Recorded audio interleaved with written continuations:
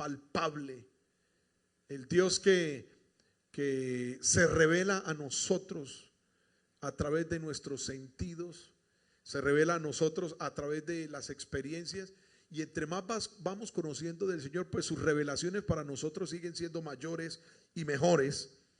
Y el domingo pasado les hablaba sobre este Dios que se manifiesta a nosotros a través de nuestros sentidos. La palabra del Señor incluso habla de un culto racional, o sea, un culto que nosotros podemos pensar, un culto que nosotros podemos entender, comprender. Hay quienes creen en la fe ciega. Yo no creo en la fe ciega.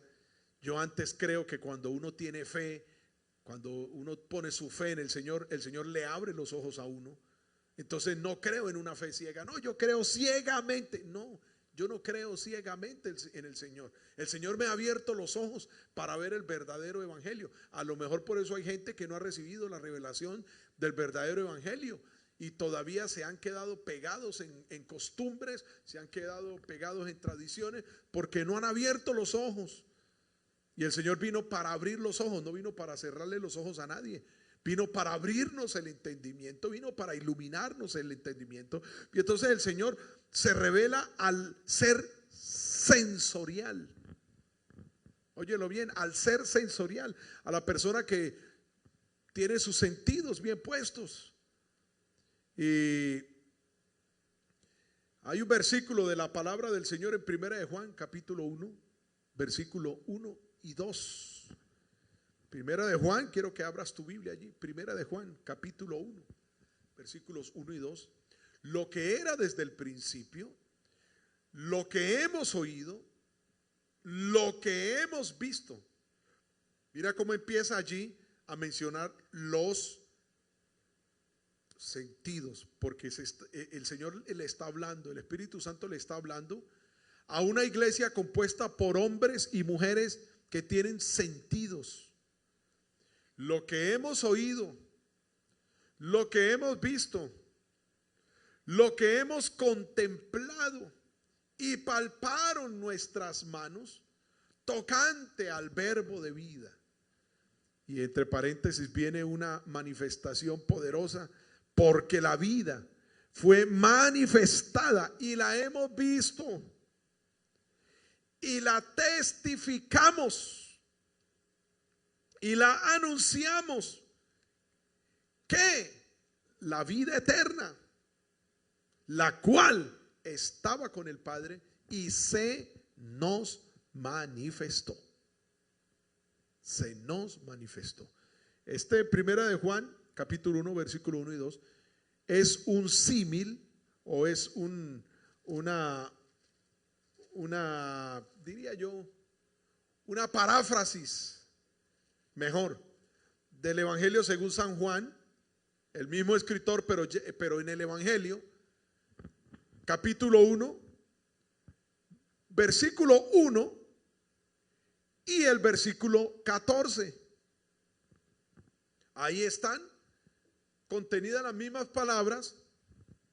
Entonces la paráfrasis está en la primera carta, que fue lo que leí como base, y ahora los estoy refiriendo a San Juan capítulo 1. Así que somos seres sensoriales, y la razón de ser seres sensoriales, y esto para los que no pudieron estar el jueves, es que el Señor creó al hombre para tener una relación directa con él. Y a alguien quizás no le gustó cuando yo dije que Adán, porque cuando uno no sabe, cuando uno todavía no sabe, es difícil que lo confronten a uno con lo que uno no sabe y con lo que debe saber y con lo que está escrito.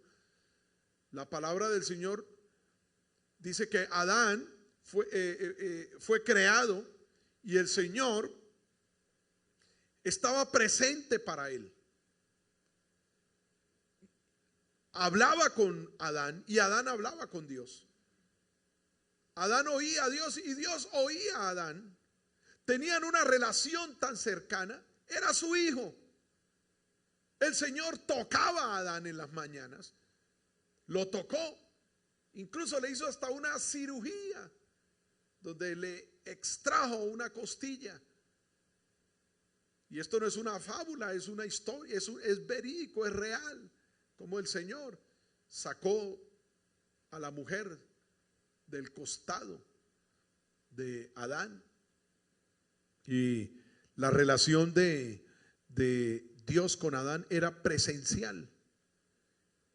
Y entonces lo que algunos no sabían y son confrontados con no saberlo, es el hecho de que Adán no necesitaba fe, porque él no necesitaba entrar en el campo de la certeza de lo que espera y la convicción de lo que no se ve, porque él no estaba esperando que el Señor apareciera. Ahí estaba el Señor con él.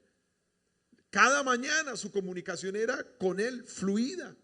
El Señor lo guiaba, lo consentía, lo ayudaba, le revelaba, le mostraba, le ponía tareas, le daba caprichos, por decirlo esto en la mejor forma de expresión, como el mejor padre.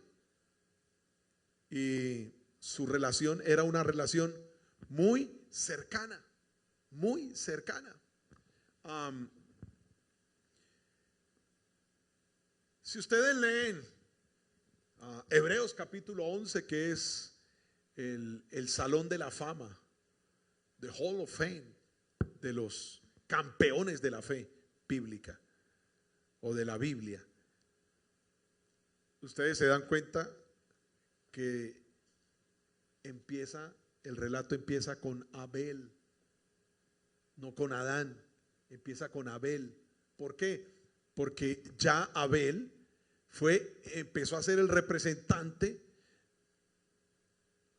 de la raza caída que empezó a buscar a Dios, que necesitaba a Dios, que comprendió que aunque había sido echado de la presencia del Señor, de la casa de Dios, del huerto de Dios, del Edén de Dios, era necesario reconectarse, restaurar la relación con Dios. Y por eso él empieza a ser uno de los campeones de la fe. Y por la fe, Abel le rindió mejor sacrificio al Señor por su disposición de corazón. Y terminamos el jueves pasado hablando de la culpabilidad del hombre en Romanos capítulo 1. Porque lo que de Dios, versículo 19, porque lo que de Dios se conoce le es manifiesto al hombre, pues Dios se lo manifestó, porque las cosas invisibles de él, su eterno poder y deidad, se hacen claramente visibles desde la creación del mundo, siendo entendidas por medio de las cosas hechas, de modo que no tienen excusa. ¿No tienen excusa de qué? Vuelvo otra vez. Como Dios se revela a un hombre sensorial, Dios sabe que el hombre necesita ver. Dios sabe que el hombre necesita sentir. Dios sabe que el hombre necesita probar. El hombre necesita tocar. El hombre necesita oír. Y por eso su manifestación y la manifestación de todas las cosas del universo para el hombre son a partir de sus sentidos. Pero sí quiero hablarles entonces de la última parte del versículo, de este versículo Romanos 1:20, donde dice que el Señor hizo claramente las cosas que sean visibles para el hombre, su amor, su misericordia, su verdad, su poder, la bendición para nosotros. Él las ha hecho tangibles para nosotros. Y dice que el hombre no tiene excusa. Tú no tienes excusa. Y hay personas que quieren detener con la injusticia la justicia de Dios. Pero la justicia de Dios es indetenible. Así que quiero hablar de las excusas. No tienen excusa. ¿No tienen excusa de qué? Para no glorificar al Señor. No hay excusa para no glorificarlo. ¿Sabes que la palabra glorificar quiere decir darle trato de, dar trato de, dar honra de Dios, dar honra de divinidad, dar honra de superioridad? Así que, y lo vamos a ver ahora más adelante, pero quiero centrarme un poco en el hombre no tiene excusa. Dios ha hecho tan clara, Dios se ha manifestado tan plenamente al hombre que no tiene excusa para no creer. Y cuando tú no crees, no estás glorificando a Dios.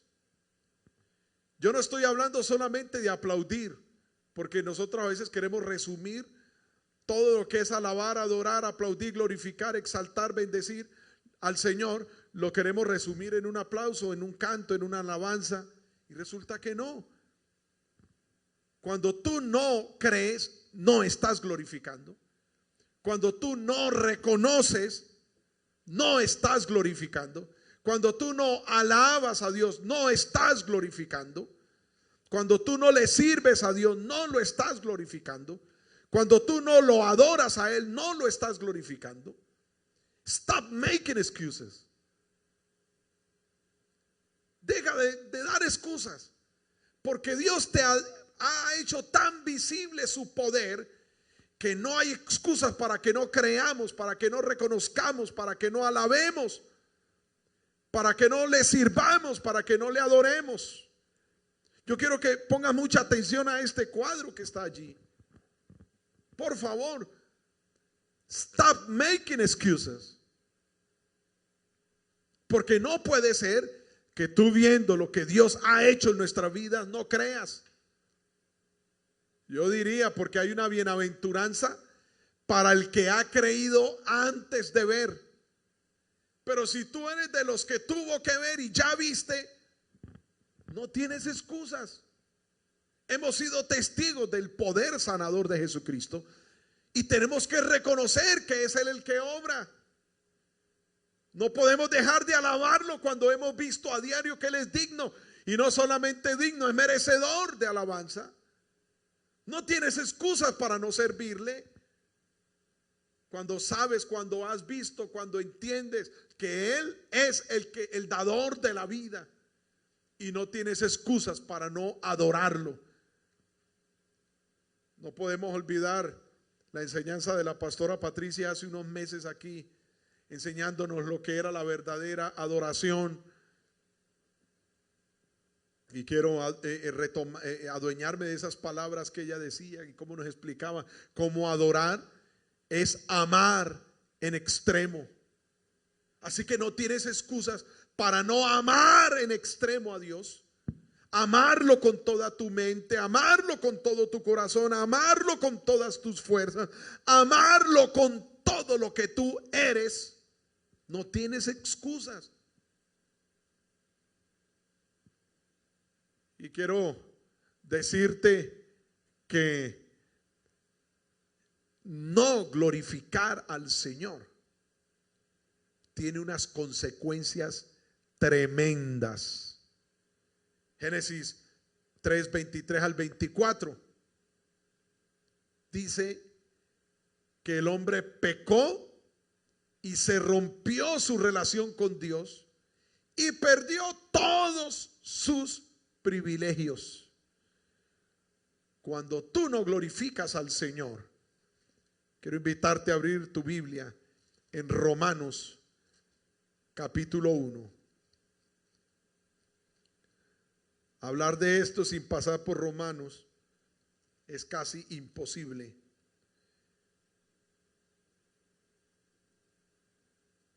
Estábamos leyendo el versículo 19 y el versículo 20. Y el versículo 21 dice lo siguiente: pues habiendo conocido a Dios, no le glorificaron como a Dios, ni le dieron gracias, sino que se envanecieron en sus razonamientos y su necio corazón fue entenebrecido. Cuando tú no glorificas al Señor, tu mente, tu corazón está entenebrecido. Entenebrecido quiere decir nublado, quiere decir oscurecido para que no veas. Tus sentidos están bloqueados cuando tú no glorificas al Señor, cuando tú no crees en Él, cuando no le reconoces, cuando no lo alabas, cuando no le sirves, cuando no lo adoras, cuando no le das gracias a Él. Entonces es porque estás entenebrecido. Y sabes que hay un hombre en la Biblia conocido como Rey de Reyes, y era Nabucodonosor. Y la palabra del Señor dice que Nabucodonosor estaba entenebrecido, estaba ensimismado en su orgullo. Pero no quiero tocar tanto eso porque ahora voy a hablarte de eso. Pero dice la palabra del Señor que cuando pasaron todas las cosas, la lección tan fuerte que el Señor le dio, la palabra nos relata de cómo dice él: mi razón me fue de vuelta, y entonces alabé, adoré, glorifiqué, exalté el nombre del Dios Todopoderoso. O sea que cuando tú no alabas ni glorificas, ni exaltas, ni bendices, ni reconoces, ni das gracias a Dios, es porque tu razón la has perdido. Has perdido. No, pero no estoy loco. Peor que eso. Peor que eso. Cuando tú no glorificas al Señor. Ya alguien me miró mal, pero hay que decirlo. Hay que decirlo. El Señor es digno que tú y yo lo glorifiquemos. Alabado sea el nombre de Cristo Jesús. Déjame hablarte un poquito, porque con esto quiero catapultarme a hablarte un poco del Jesús humano, del Dios hecho carne.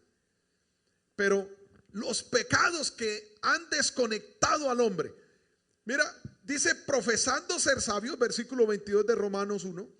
Profesando ser sabios, se hicieron necios y cambiaron la gloria del Dios incorruptible en semejanza de imagen de hombre corruptible, de aves, de cuadrúpedos, de reptiles, por lo cual también Dios los entregó a la inmundicia en la concupiscencia de sus corazones, de modo que deshonraron entre sí sus propios cuerpos.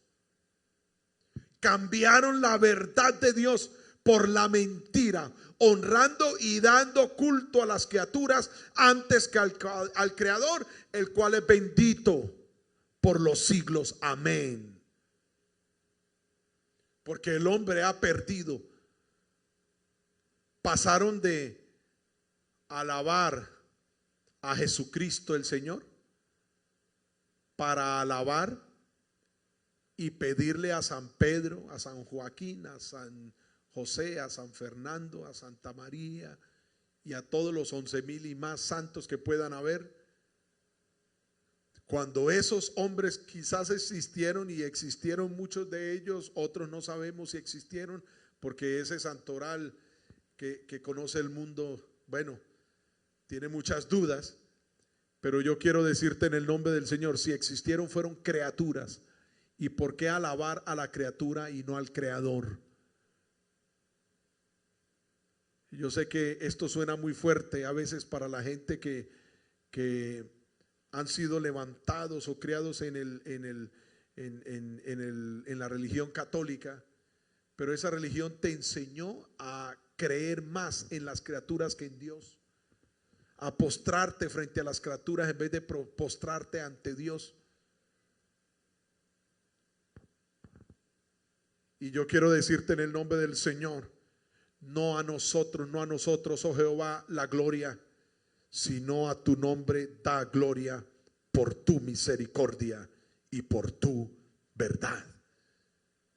Encontramos varias citas bíblicas donde los apóstoles hicieron prodigios en el nombre de Jesucristo, y hubo gente que quiso adorarlos por esto y ellos los detuvieron de inmediato. No es para nosotros la adoración. No es la adoración para el que canta en esta casa. No es la adoración para el que predica en esta casa, para el que ora en esta casa. La adoración es para el Dios de esta casa, porque más grande que Revive es el Dios de Revive. Más grande que el templo de Revive es el Dios de Revive. Más grande, mucho más grande que el pastor de Revive es el pastor de los pastores. Para él pido la gloria, la honra y todo el honor. A él hay que glorificarlo con toda el alma.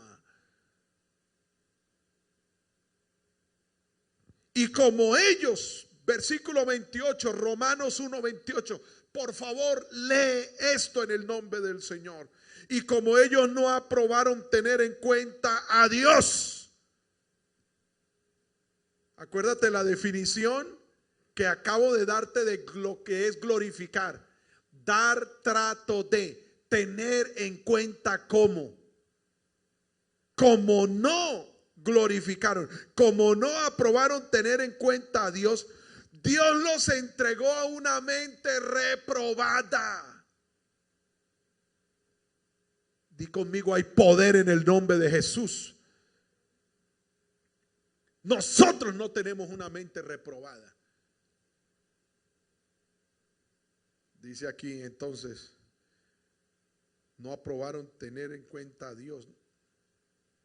Dios los entregó una mente reprobada.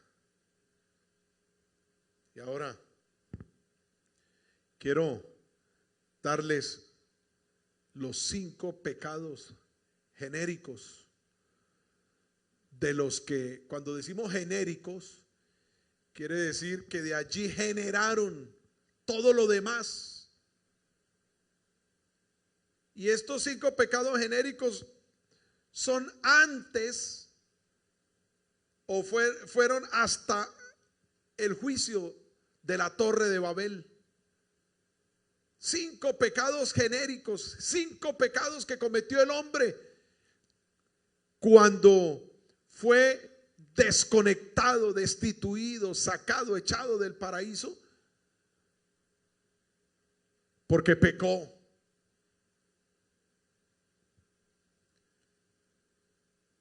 El primer pecado no sucedió aquí en la tierra, sucedió en el cielo. Óyelo bien, sucedió en el cielo.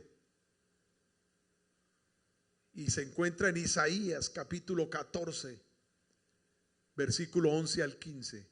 El pecado de la soberbia. Quiero que tomes estas notas, por favor. El pecado de la soberbia. Isaías capítulo 14, versículos 11 al 15. Y lo puedes complementar porque es como el que hizo este pecado en el cielo lo trasladó a los terrenos humanos. En Ezequiel 28, del capítulo 12, del versículo 12 al 19, perdón. Ezequiel 28, del 12 al 19. Toma nota de esto, guárdatelo bien porque vamos a estudiarlo. El pecado de la soberbia. ¿Dónde sucedió? En el cielo. Sucedió porque ese querubín hermoso, poderoso que el Señor había creado, que hoy conocemos como Satanás, se sublevó en el cielo por no glorificar al Señor. Porque el que no glorifica al Señor es entregado a una mente reprobada. Descendió al Seol tu soberbia y el sonido de tus arpas. Gusanos serán tu cama y gusanos te cubrirán. Versículo 12 de Isaías 14. ¿Cómo caíste del cielo, lucero, hijo de la mañana? Cortado fuiste por tierra, tú que debilitabas a las naciones. tú que decías en tu corazón, subiré al cielo, en lo alto junto a las estrellas de Dios levantaré mi trono, y en el monte del testimonio me sentaré a los lados del norte, etcétera, etcétera, etcétera, porque termina de leerlo tú allá. Quiso ocupar el trono, o por lo menos tener un trono como el trono del Señor. Dice la palabra del Señor que Isaías vio, óyelo bien, con sus sentidos, descubrió, entendió, sintió, comprendió. Isaías, el hombre sensorial, dice que estaba en el templo y tuvo una visión donde vio al Señor sentado en un trono alto y sublime. Porque el único que está sentado en el trono del universo es el Señor Jesucristo. Él tiene todo el poder y la autoridad en la tierra, en las galaxias, en nuestra galaxia y en las aledañas. Y donde sea que haya existencia, el Señor Jesucristo está sentado en el trono. Y Satanás fue pateado del cielo por su soberbia. Óyelo bien, el primer pecado, soberbia. Luego, como Satanás vino a esta tierra y contaminó la tierra con su maldad, entonces vino y le compartió su mente. Tocó la mente del hombre, el cual había sido testigo presencial de una relación poderosa con Dios, y lo tocó con el pecado de la ambición. Óyelo bien, segundo pecado, Génesis 3, 4 al 5. Muchas veces hemos leído este capítulo, Génesis capítulo 3, versículos 4 al 5. Dice la palabra del Señor: entonces la serpiente dijo a la mujer: no moriréis, sino que sabe Dios que el día que comáis de él serán abiertos vuestros ojos y seréis como Dios, sabiendo el bien y el mal. ¿Por qué el pecado de la ambición? Porque el hombre quiso ser como Dios. El día que comas, Dios no quiere que comas de ese fruto porque vas a ser como Él. Y el hombre dijo: wow, voy a poder ser como Dios. Alabado sea el nombre de Jesús. Tercer pecado, el pecado del orgullo. Y fue el pecado de Caín. Génesis 4, 5 al 7. Génesis 4, 5 al 7. Pero no miró con agrado a Caín y a la ofrenda suya, y se ensañó Caín en gran manera y decayó su semblante. Orgullo. Porque a veces no queremos aceptar que otro tenga más que nosotros. No podemos aceptar que otro sea mejor que nosotros. No podemos aceptar que otro sea más bendecido. Nosotros queremos que la gente sea bendecida. Oramos por la bendición de la gente, pero no queremos que sean más bendecidos que nosotros. Wow. Orgullo de que, pero mi ofrenda era mejor. No, el Señor dijo: no, no es que tu ofrenda, puedes traerme todos los camiones de verduras que quieras traerme, porque era lo que Caín trabajaba.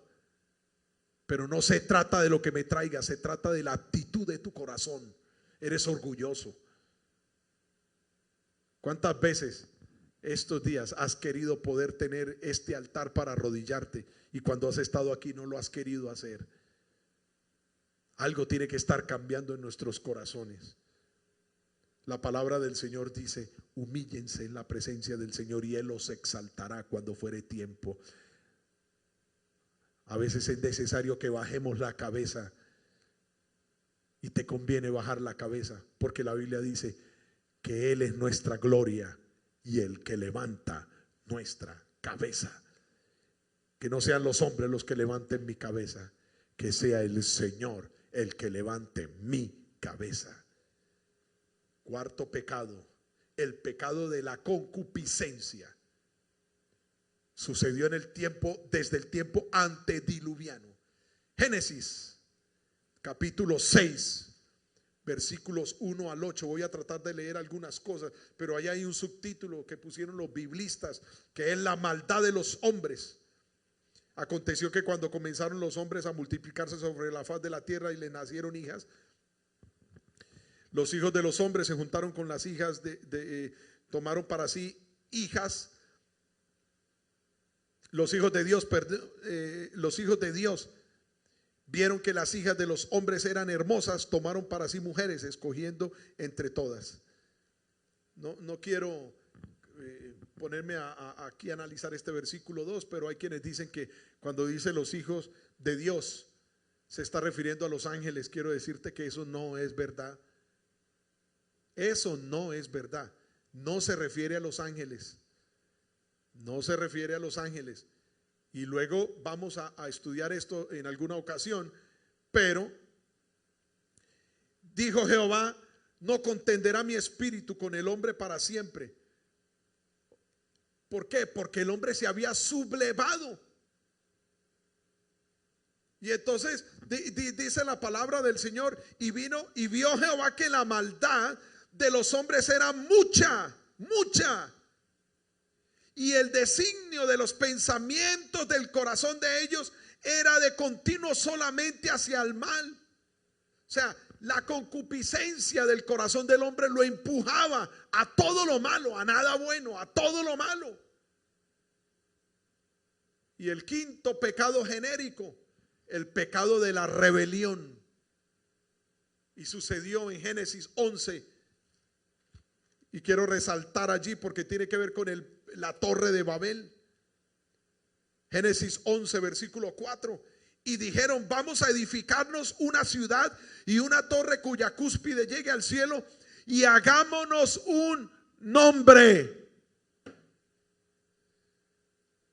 Queremos que nuestro nombre se mencione más que el nombre de Jesucristo. No, es que yo oré, es que yo hice eso, es que yo me he preocupado por ese ministerio, es que si yo no estoy ahí las cosas no funcionan, es que yo soy indispensable en la iglesia, es que yo soy el que más diezma. Alguien diga conmigo: wow. No puedes tener un nombre. Dice la Biblia que el nombre de Jesús es el nombre más grande que se nombra en este siglo y en los venideros. Óyelo bien, solo hay un nombre, y Jesucristo es el único nombre sobre todo nombre. El nombre del Señor, el nombre de Jehová, el nombre de nuestro Dios sea exaltado para siempre y por siempre. Hay quienes tienen doctrinas donde bautizan en nombre de los muertos. No hay ningún muerto en el que yo quiera ser bautizado. No hay ningún muerto que yo quiero que mencionen su nombre sobre mi vida para sanidad. Ni siquiera si Jesucristo estuviera muerto, si Jesucristo murió y no resucitó, yo no quiero que me mencionen ese nombre. Porque la Biblia dice, el apóstol Pablo dice en 1 Corintios capítulo 15, si Jesucristo no resucitó, entonces de nada sirve todo lo que hagamos. ¿Para qué iglesia? ¿Para qué culto? ¿Para qué oración? ¿Para qué alabanza? ¿Para qué adoración? Si Jesucristo murió y no resucitó, ¿de qué me sirve a mí creer en Jesucristo? Va a ser igual que cualquiera de esos grandes nombres que murieron y no resucitaron y están hechos huesos o polvo en un cementerio. Pero ahora Cristo ha resucitado. Por eso el nombre de Cristo es nombre sobre todo nombre, porque Cristo murió, pero al tercer día resucitó. Y por eso tú y yo hoy tenemos vida, porque Cristo resucitó. A Él sea la gloria en esta mañana. Cristo vive y su nombre sigue teniendo poder, nombre sobre todo nombre, porque no hay otro nombre debajo del cielo dado a los hombres en que podamos ser salvos. Desde que empezamos este servicio lo empezamos en el nombre de Jesucristo, y todo lo que hemos hecho aquí lo hemos hecho en el nombre de Jesucristo. Estos hombres de la Torre de Babel, posiblemente encabezados por Nimrod, dijeron: vamos a hacernos un nombre más grande. ¿Y sabe cómo trataron de hacerlo? Construyendo una torre gigante para que fuera el sello de su rebelión. Y dice la palabra: por muy alto que tú llegues, mi hermano, mi amigo, por muy alto que te lleve tu apellido, tu sociedad, tu dinero, tu profesión, por muy alto que llegues, y así tú hagas tu nido sobre las nubes, hagas tu nido sobre las estrellas o la luna, dice la palabra del Señor: de allá te derribará mi mano. Y yo no quiero que la mano de Dios me derribe. Yo quiero que la mano de Dios me levante, me sostenga, me guarde, me proteja. Yo necesito esa mano actuando sobre mí. Alguien declare la mano de Dios en su vida. Vamos, dile a tus hijos: hey, la mano de Dios está en esta casa. Dile a tu esposa: la mano de Dios está con nosotros. Vamos, iglesia, revive. La mano de Dios está protegiéndote, está guardándote donde quiera que estés. Donde quiera que estés, la mano de Dios te está protegiendo, te está cuidando. Así que el pecado de la Torre de Babel fue el pecado de la rebelión. Y mira cómo estos 5 pecados tienen un parecido: el pecado de la soberbia, la ambición, el orgullo, la concupiscencia, la rebelión. ¿Sabes cuál es el parecido? Que el que lo tiene no quiere glorificar al Señor. El que lo tiene no quiere creer, no quiere reconocer, no quiere alabar, no quiere servir, no quiere adorar. Y dice la palabra: y por eso el Señor los entrega a una mente reprobada para hacer toda clase de maldades. De ahí se generan, por eso se llaman genéricos.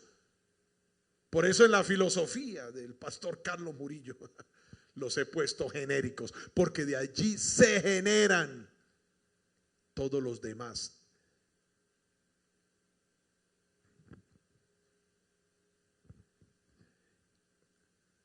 Quiero terminar hablando del Jesús humano, del Jesús hecho carne, Dios hecho carne, Jesús humano, hombre común y corriente, normal como tú y yo.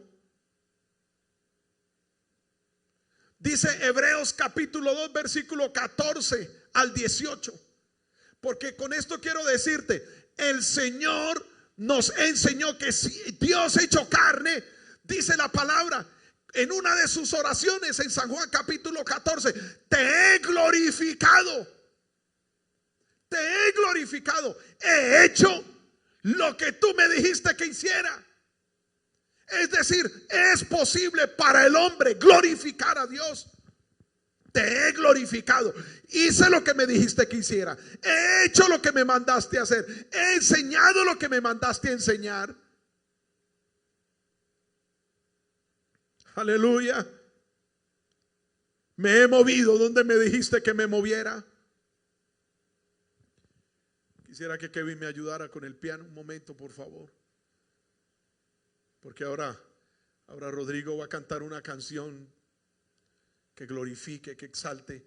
Pero quiero decirte, Jesús el humano, dice la palabra en Hebreos 2, 14 al 18: así que por cuanto los hijos participaron de carne y de sangre, Él, es decir, Jesús, también participó de lo mismo, para destruir por medio de la muerte al que tenía el imperio de la muerte, esto es, al diablo, y librar a todos los que por el temor de la muerte estaban durante toda la vida sujetos a servidumbre, es decir, esclavos. Porque ciertamente no socorrió a los ángeles, a los que se rebelaron con Satanás. Sí, a los que se rebelaron con Satanás el soberbio, el ambicioso, el orgulloso, el concupiscente, el de la rebelión. No lo socorrió, sino que socorrió a la descendencia de Abraham, por lo cual debía ser en todo semejante a sus hermanos, para venir, óyelo bien, vino a ser misericordioso. ¡Wow! El que tiene misericordia de nosotros, es decir, Jesús es la misericordia de Dios encarnada. Vino a mostrarnos, a enseñarnos misericordia. Porque tres cosas son las que pide Jehová de ti: hacer justicia, amar misericordia y ser humilde. Todas estas tres cosas van en contra de la mente reprobada que no glorifica a Dios, para venir a ser misericordioso y fiel sumo sacerdote en lo que a Dios se refiere, para expiar los pecados del pueblo. Jesucristo es el sumo sacerdote que llevó la sangre del perdón, la sangre del cordero, por el perdón de nuestros pecados. Sí, los pecados del hombre, del humano, del ser sensorial, del hombre, de los sentidos. Pues en cuanto él mismo padeció siendo tentado, wow. Voy a anclarme en este versículo un poco más. En cuanto él mismo padeció siendo tentado, es poderoso para socorrer a los que son tentados. Hebreos 4:15. Él es poderoso para socorrernos a ti y a mí. A ti que estás ahí, a mí y a los que estamos aquí. Él es poderoso para socorrernos. Somos tentados del enemigo. Óyelo bien. Te leí los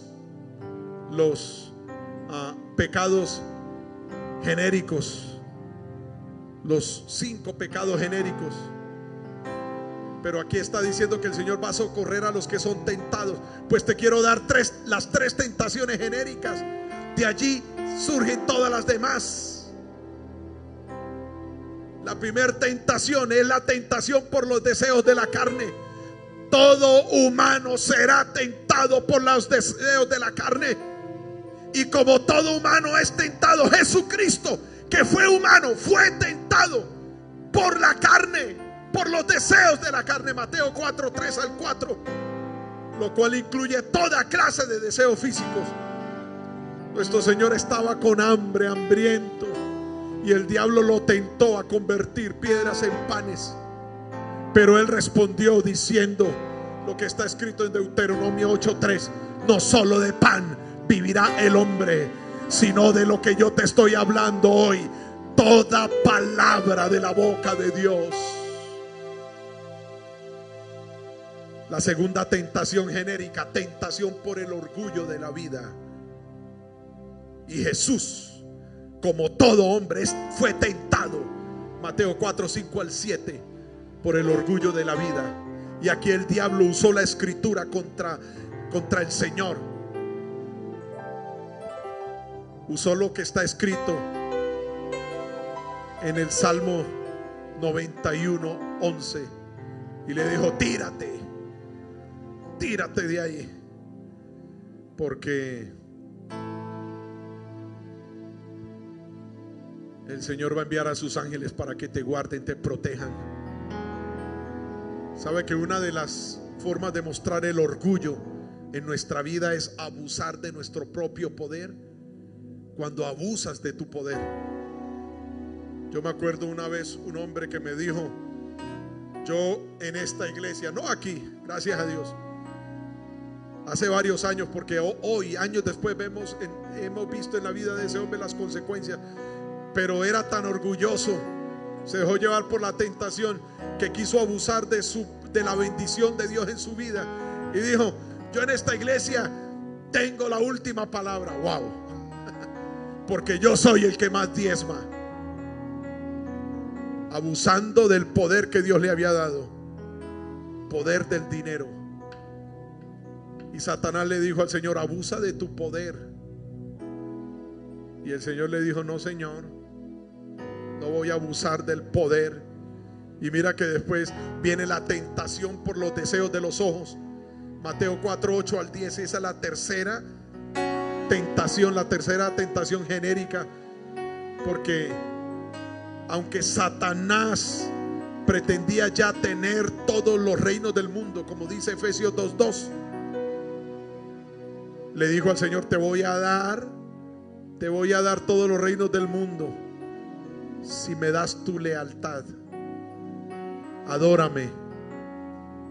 Pero el Señor le asesta un golpe contundente cuando le declara: al Señor tu Dios adorarás y solo a Él servirás. Oh, a Él solo adorarás, a Él solo servirás. En los días de su carne, Cristo venció la tentación, porque no tenemos un sumo sacerdote que no pueda compadecerse de nuestras debilidades, sino uno que fue tentado en todo, óyelo bien, en todo, según nuestra semejanza de pecado, según nuestra semejanza de carne. Pero, alguien diga conmigo, pero, aunque fue tentado, pero no pecó. Porque el pecado no es la tentación, el pecado es ceder a la tentación. Hay un himno que dice: tentado no cedas, acerquémonos confiadamente al trono de la gracia para alcanzar misericordia y hallar gracia para el oportuno socorro. Es decir, Él nos va a socorrer, Él va a estar ahí pendiente de nosotros, Él nos va a guardar. Quiero que mires esta última imagen. Vamos a glorificar, vamos a exaltar, vamos a bendecir, vamos a reconocer, vamos a ser limpiados de los pecados genéricos, vamos a ser guardados de las tentaciones genéricas. Tú y yo, hombres de Dios, mujeres de Dios, vamos a ser guardados. Primera de Corintios capítulo 10 versículo 12 al 13 dice: así que el que piensa estar firme, mire que no caiga. No se trata de mi firmeza humana, porque cada uno es tentado de su carne.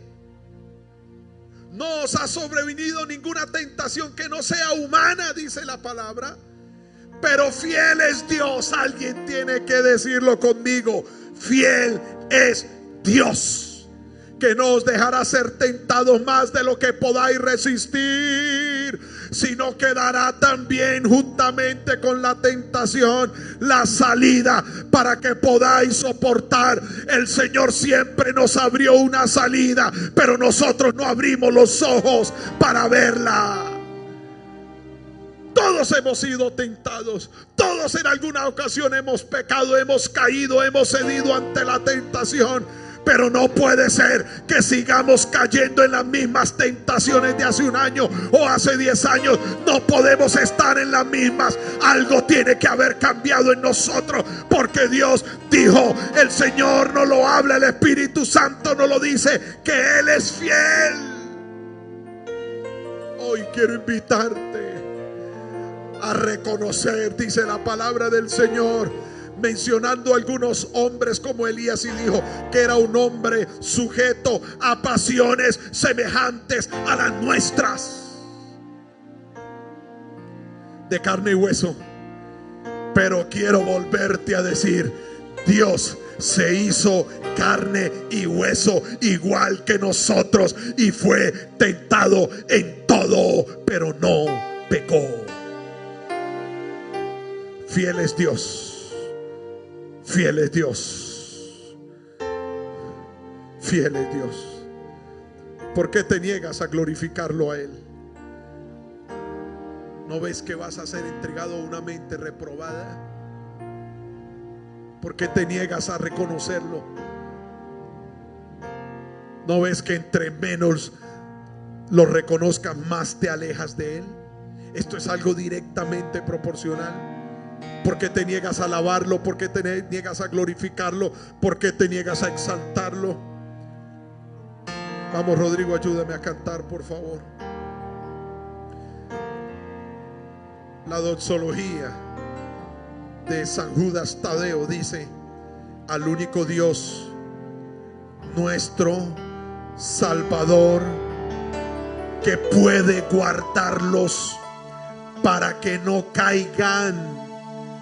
Habla con nosotros los humanos, los de los 5 sentidos, los de carne y hueso. Puede guardarnos para que no caigan y establecerlos sin tacha y con gran alegría ante su gloria, ante su gloriosa presencia. A Él, Rodrigo, al que está sentado en el trono, a Él, Kevin, a Él, al que está sentado en el trono. Óyeme bien donde estás, wherever you are. To the one who is seated on the throne, al que está sentado en el trono, sea la gloria, la majestad, el dominio y la autoridad por medio de nuestro Señor Jesucristo, antes de todos los siglos, ahora, siglo XXI, ahora y para siempre. A Él sea